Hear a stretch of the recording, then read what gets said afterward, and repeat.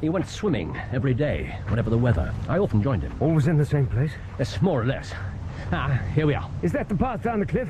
The one you mentioned? Yes, Stackhurst and I were about where we are now when we saw Macpherson. What time was this? About 7 in the morning. A stroll before breakfast. What day of the week? Tuesday. The weather? Why do you want to know? Because it might be relevant, of course. And because it's what you would ask. Very good, Watson. Still and calm. The temperature? Already warm and getting hotter. There'd been a storm the night before, a real gale. But that morning, all nature was newly washed and fresh. Cut out the poetry, Holmes. Sorry. The weather was calm and clear. The day promised hot. Very good. Now, you say you saw the victim. Where was the body lying? It wasn't. Holmes! At that moment, Macpherson was still alive, though only just. Now, stay here. I'm going to go down the path a short way. Don't move. All right. Can you see me? No! Very good. Now you're me. Right! This is what happened. Good God.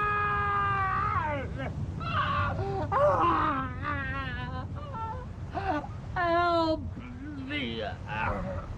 Wait! Don't move! Excellent, Watson. My actions to the inch. I thought you were supposed to be dead. Not quite. How close? Very close. Well, then. Oh, sorry. That's better. Now, are you in exactly the same position as he was? Let me see. Face down, left arm outstretched, legs twisted. Yes, I am. Good, thank you. But there is one important difference. Go on. Macpherson was naked from the waist up and wasn't wearing any shoes or socks. Right. What happened next? This.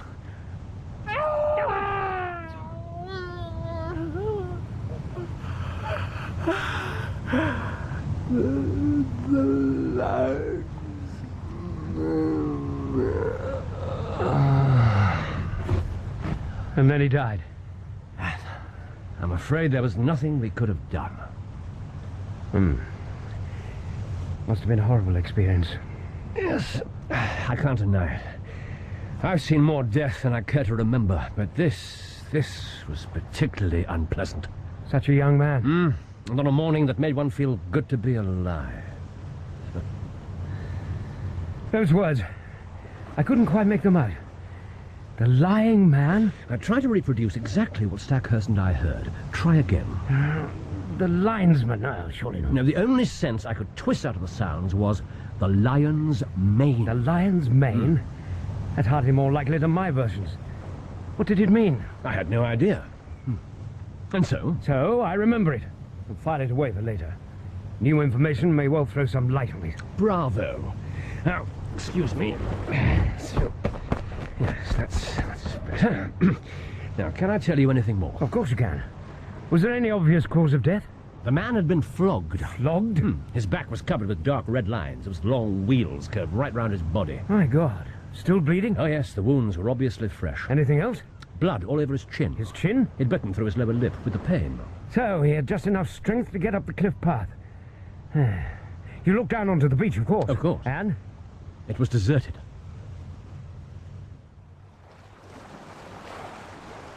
Macpherson's footprints were perfectly clear.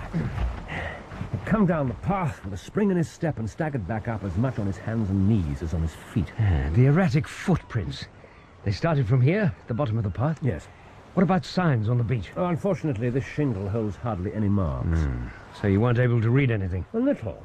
A storm tide had left a sizable lagoon, bigger than usual. His intention was to use it for a swim. But he didn't get that far. He started to undress by these rocks. His towel and the rest of his clothes were still here, neatly folded, and there were a few bare footprints. Do we know how long he was here? According to Stackhurst, it couldn't have been longer than 10 minutes, or 15 at the most. He watched Macpherson leave the school. Right. Let me make sure I've got this. He came down the cliff path in high spirits, put his towel down just here, took off his shoes, his socks and his shirt, and then he was attacked. That's how I read it, yes. And then he struggled back up the path to get help. What are you looking for? Hiding places. Somewhere our murderer could have concealed himself. Now, that doesn't make sense. You can't see the cliff top from here, so he couldn't possibly have known that you were so close. He had no reason to hide, did he? I thought not. If he'd still been on the beach as I came down the path, I'd have seen him at once. It's like a locked room mystery. A locked room mystery, without walls, virtually unique. Amazing that you should just chance to be on the scene. Well, at the risk of spouting cliches to a writer, life is supposed to be stranger than fiction. Especially your life, seemingly. Now, is there anything else I can tell you? Yes, there is. There was nobody on the beach. But what about the sea? Any boats? Excellent. 2 fishing boats, but a considerable way out, and no signs of any craft being beached. Very well. There's obviously no more to be learned here. Back to the top, I think.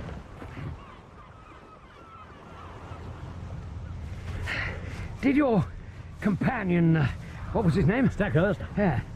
Did he wait with the body while you went down to the beach? Yes, but there was a development I haven't mentioned yet. Oh, good.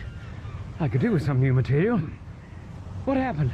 A minute or so after Paul Macpherson died. Before you went down the path? Yes, Stackhurst and I were kneeling over him when a shadow fell across us.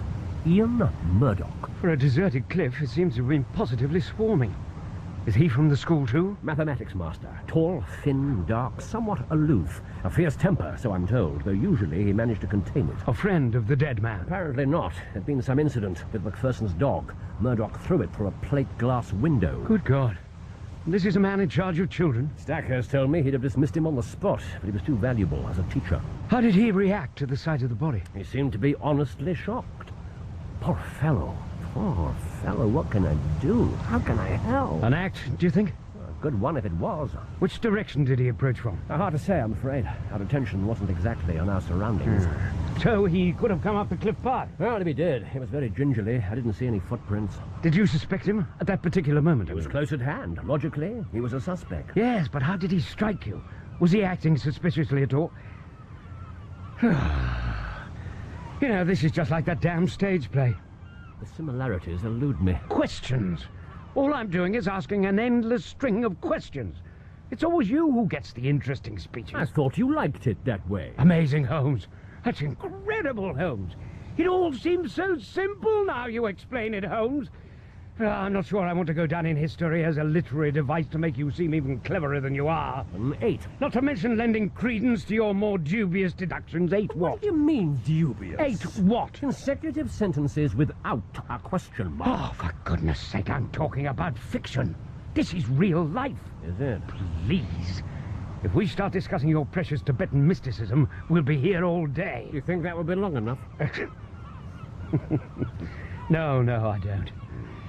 Now, let's get back to something more concrete before I forget everything you've told me so far. Now, you and Stackhurst were standing over poor Macpherson's body when this dog-hurling mathematics tutor turned up. What then? I sent Murdoch to inform the police in Fulworth. That's the nearest village.